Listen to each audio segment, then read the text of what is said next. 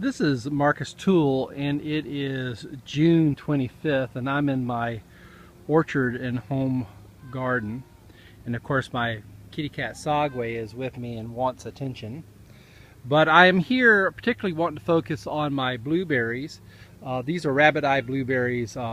They actually need to be weeded. There's some wisteria growing in here that needs to be cut out. It's a constant pest in my yard. But what I wanted to show you is that earlier this year, back in May, I fertilized these, and I showed a video of me fertilizing the huckleberries. There's actually a huckleberry bush right behind this rabbit eye blueberry bush, and I was saying that that they were beginning to grow new canes, and this blueberry bush very much shows this plant growing the new canes. And these canes in the spring will grow lateral branches, which will then produce blueberries. If we look at this here, this is a cane that was produced last year. Did not produce much in the way of blueberries this year, but it produced the laterals, and those should produce blueberries next year. On this bush over here, we see an even older branch that did produce blueberries this year. Unfortunately, these plants are young, and in this part of the garden I have lots of birds. I don't have the mockingbirds protecting this part of the garden like I do in the where most of the huckleberries are, and so therefore the birds get my blueberries. And Sagway is also pulling blueberries off. He has no intentions of eating them. He just does it because the blueberry bush gets attention and he doesn't sometimes. The huckleberry bushes are doing the same thing. They are also producing the new cane growth.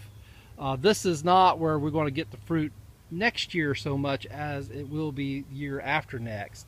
And the huckleberries are growing exactly the same way, same sort of growth habit. Just, when I did the video, I fertilized them about a month ago, and I just fertilized them again and gave the plants some water. And so, with blueberries, you kind of fertilize them 2 or 3 times in the growing season. Last week's, when I fertilized them last week, that should be the last time this season. I have a few minutes on this video. I just want to show you my Nesbitt Muscadine. Has a fair amount of fruit on it when you consider the fact that it's only a 2-year-old vine.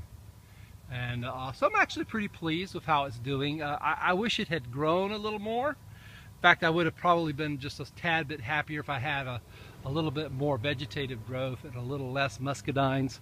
But it did okay. It did so much better than this early fry has. Although the early fry might be snapping out of it and of its slowness, and might be about to grow some. Lane is 1 year. It's just been put in the ground this year. It made it to the wire. I wish it will have another growth spurt and go to the end of the wire. That's really what it should do this year, but I don't know if it's going to or not. It's kind of looking like it might be done growing for the season. The other young vines, this is late fry, and it is doing just magnificently. It's a 2-year-old vine. It really looks the way a 1-year-old vine should look at this point. It and all the young vines that I planted last year really struggled with black rot that year, and this year has snapped out of it. Same is true for Darlene here.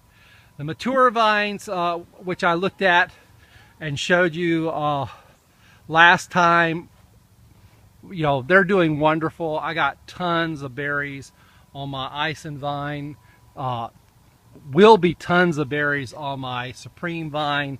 Not as many berries, but they're so big that this vine is plentiful. For a 3-year-old vine, I have a pretty good fruit set on my late fry. Great fruit set on all my mature fig trees, and when they start ripening, I'll do a separate video about them. Anyway, that's enough for now. I'll talk to you later. God bless.